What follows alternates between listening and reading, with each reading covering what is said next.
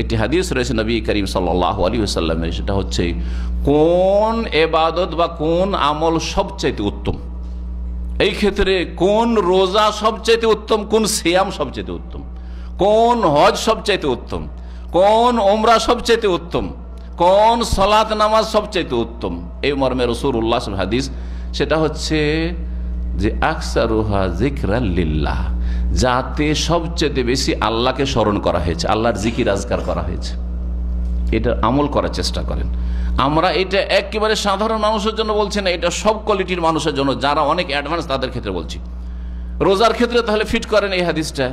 সারাদিন রোজা রেখে যে যত বেশি জিকির আজকার করতে পারবেন, তার রোজার কোয়ালিটি তত বেশি ভালো।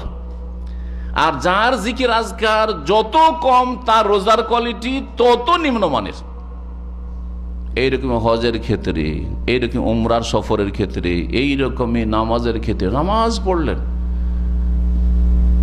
মদিনার একজন বড় শেখ তার একটা আলোচনাতে এই বিষয়টি উল্লেখ করেছেন, এই হাদিসটাকে উল্লেখ করে দিয়ে এই কথাটি বলেছেন যে রোজাদার আমরা সবাই, হ্যাঁ, মুসলিম, লক্ষ লক্ষ মুসলিম নর এবং নারী রোজা রাখছে, কিন্তু একজনের রোজা আর আরেকজনের রোজার মাঝখানে কামা বাইনা সামাই ওয়াল আরদ, আসমান জমিনের অনেক সময় পার্থক্য আছে।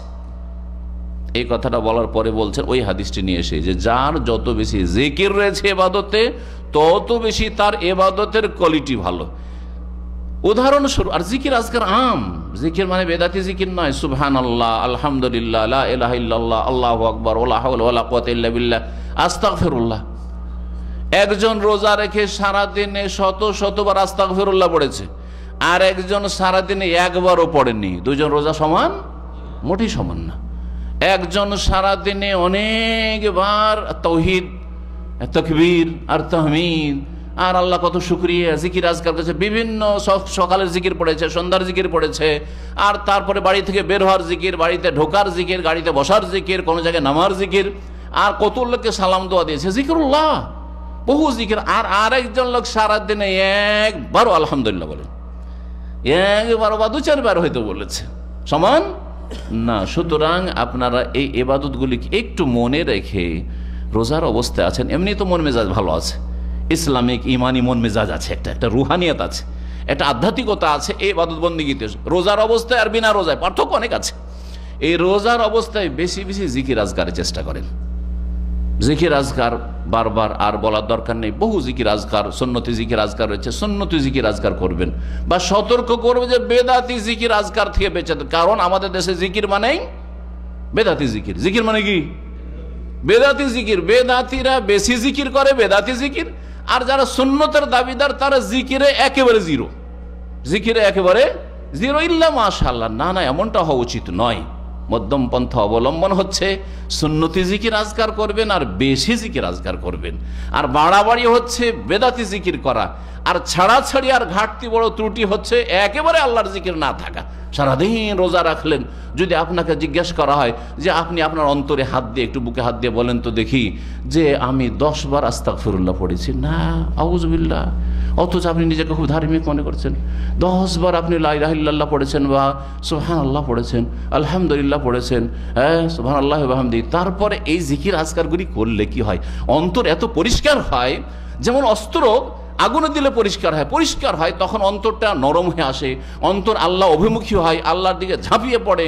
আর মানুষের তখন কান্নার জন্য চেষ্টা করা লাগে, এমনিতে কান্না আসে, এমনিতে কান্না আসে। সম্মানিত ভাতৃমণ্ডলী, কথা লম্বা না করে, সময় বেশি হয়ে গেছে, সেই জন্য এখানে আমি শেষ করছি। আল্লাহ যেন আমাদের ভালো কথা বলার তৌফিক দান করেন, ভালো পথে চলার তৌফিক দান করেন, ভালো কথা কবুল করার তৌফিক দান করেন। কোরআন এবং সুন্নাহর কথা হচ্ছে ভালো কথা, হাসানুল হাদিস। সুতরাং ভালো কথা, আল্লাহ যে কোরআন সুন্নাহর কথা কবুল করার তৌফিক দান করেন, তাওহীদ সুন্নাত মেনে চলার তৌফিক দান করেন, শিরক বিদআত থেকে আল্লাহ আমাদেরকে বাঁচিয়ে রাখেন। আল্লাহ রাব্বুল আলামিনের কাছে দোয়া করি, আল্লাহ আমাদের যেন সার্বিক কল্যাণ করেন, আমাদের পরিবারের সার্বিক কল্যাণ করেন। বিশেষভাবে যারা আজকে রাকা সেন্টারের অনুষ্ঠানে এসেছেন, আল্লাহ তাদেরকে যেন জাযায়ে খায়ের দান করেন, তাদের রুজিতে বরকত দান করেন, তাদের বালা মুসিবত দূর করে দেন, তাদেরকে নেক পথে থাকার তৌফিক দান করেন, তাদের সকলকে জান্নাতি হিসেবে আল্লাহ কবুল করে নেন।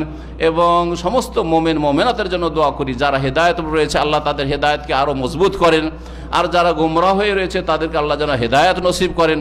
আল্লাহ মাহদি দাল্লাল মুসলিমিন, আল্লাহ মাহদি দাল্লাল মুসলিমিন, আল্লাহ মাহদি দাল্লাল মুসলিমিন, আল্লাহ মাহদি কওমি ফাইন্নাহুম লা ইয়ালামুন।